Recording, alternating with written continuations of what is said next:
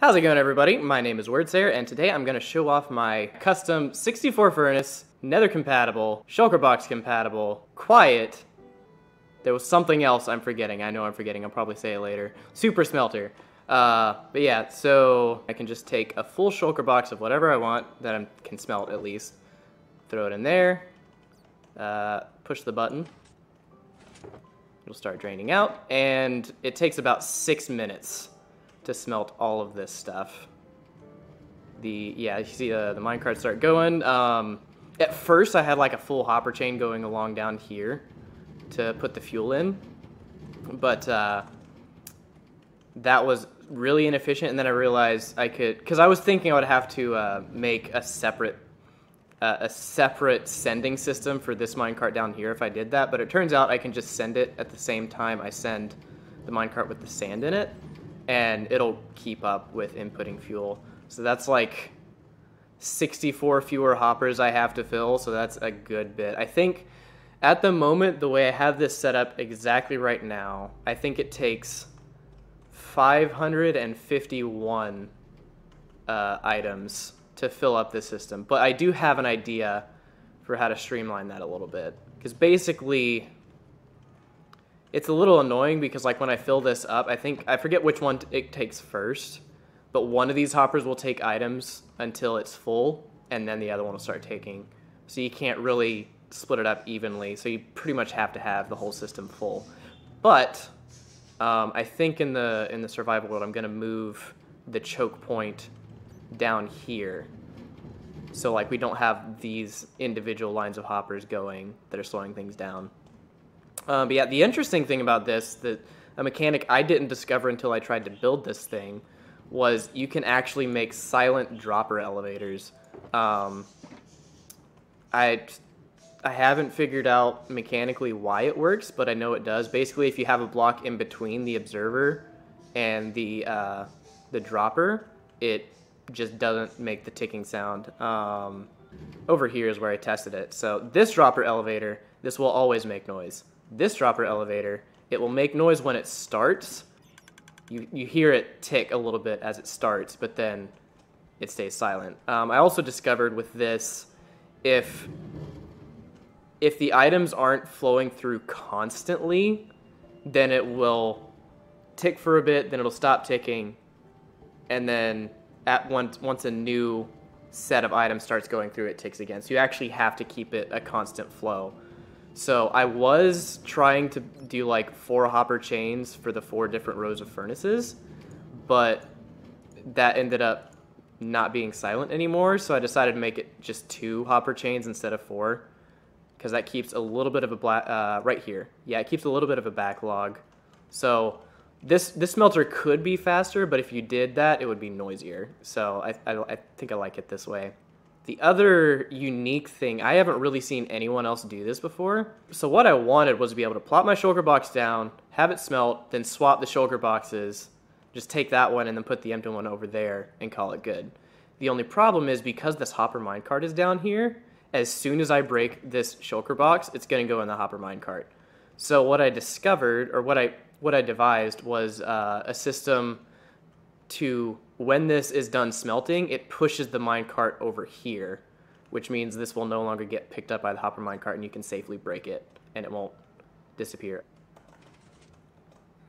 Oh, I think we just heard the piston fire up here.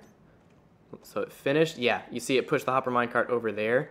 So now if we put a block here and here, like it will be, then we can drop our items here and they won't get picked up. So it's completely safe once it's done.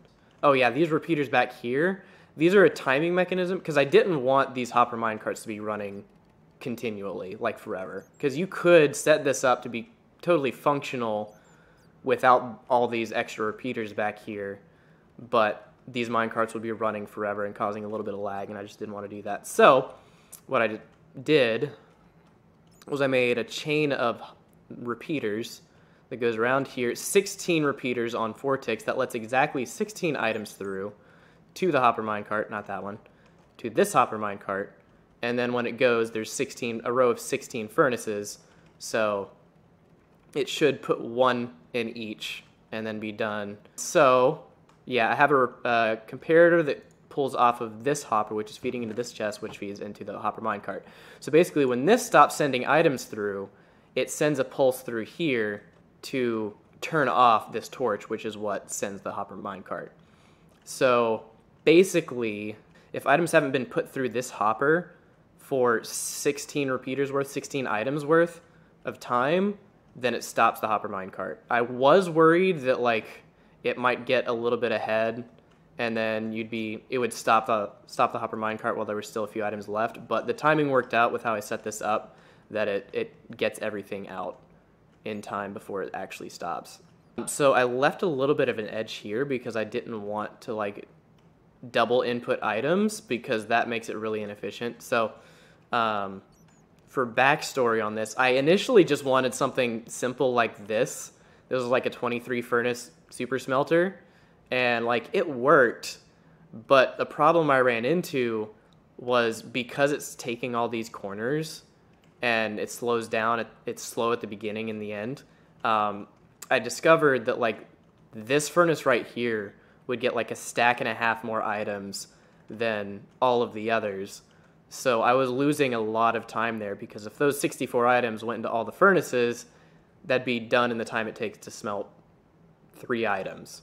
But because they were getting stuck in here, it took 64 items worth. So that was like really killing my time. So I didn't want to make it this complicated at first, but yeah, I just ended up needing to make it 4 rows of straight lines of furnaces to actually get the maximum efficiency out of it. I really like this design.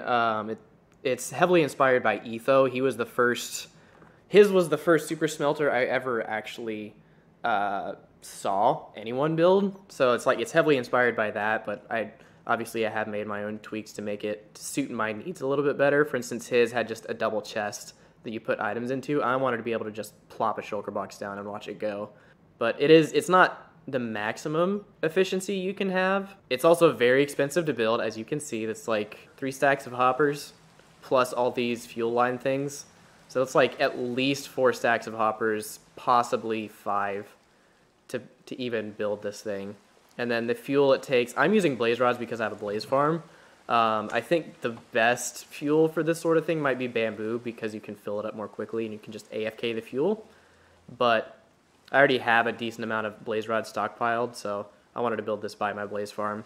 Again, along the lines of what flaws it has, the whole you can lose your shulker box if you break it too early thing.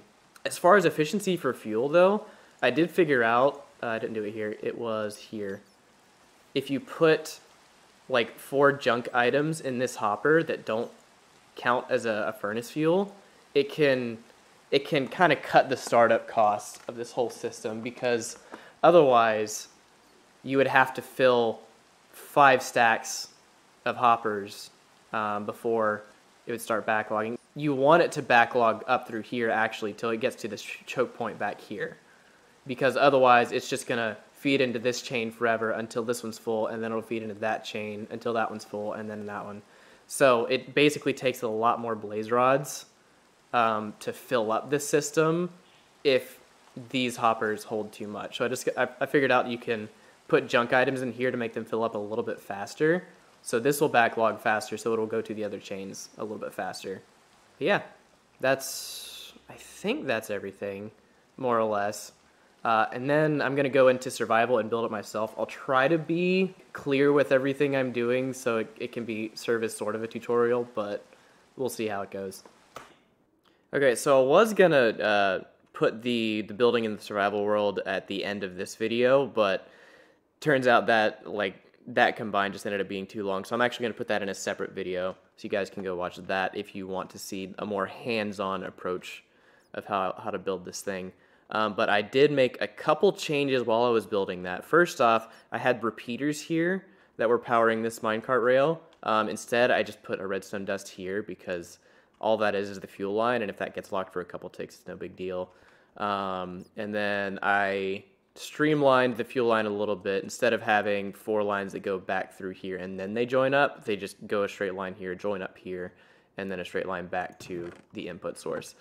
And the last change I made was to the the stopping mechanism for this minecart, hopper minecart over here.